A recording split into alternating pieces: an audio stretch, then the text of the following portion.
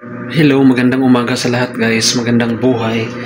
So ngayong umaga guys is Thursday. So ngayon is as usual, nag-prepare tayo ng ating makakain para sa breakfast. So time check is 4:45 AM here in Saudi Arabia. So ito po guys ang ating kakainin ngayong umaga. Pakita ko lang sa inyo. Yan, 1 glass of vitamin C and 1 piece of toasted bread. And then may milk tayo with oatmeal and may malunggay akong niluto guys. Pinakuluan ko lang siya, nilagyan ko ng magic sarap and 1 egg. So yan po ang ating ulam or yan po ang ating breakfast ngayong umaga, no? So umuulan na guys, umuulan na naman. Naglamig na talaga. So tikman muna natin guys ang ating kakainin ngayong umaga. So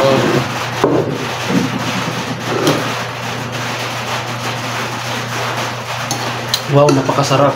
Alam nyo guys, ito yung paborito ko nung bata pa ako guys, na kahit malunggay, walang-wala kami, mahirap ang buhay namin. So marami namang malunggay doon sa probinsya.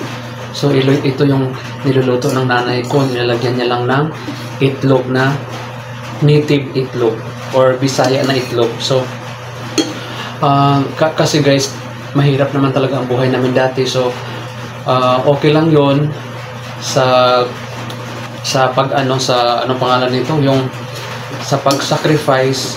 So makakamit din po natin yung ating mga hangarin sa buhay or ang ating mga goal or ang ating mga minimitin sa buhay kung mag-sacrifice tayo. Kailangan natin sakripisyo para po makamit natin lahat yung mga pangarap natin. So ito ang binigay ng Panginoon sa atin. So binigyan rin tayo ng magandang trabaho at makasuporta sa ating pamilya. So ito na guys ang aking kakainin. So ito po ang toasted bread na may fried egg sa loob.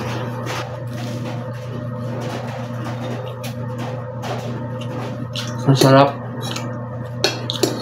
Tapos kain tayo ng malunggay.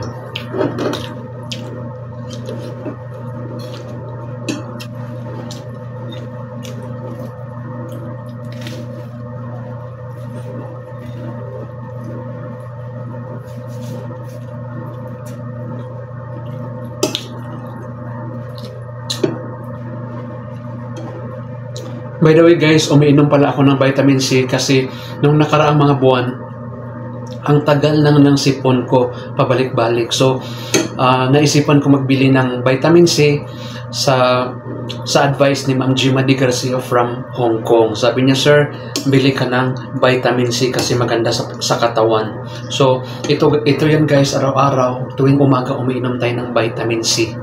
Yung binili ko po sa pharmacy. So sa lahat ng mga nakakaramdam dyan ng mga ubo, sipon, inom kayo ng vitamin C guys araw-araw. Ito is tablet lang siya guys, parang tablet lang siya na bilog.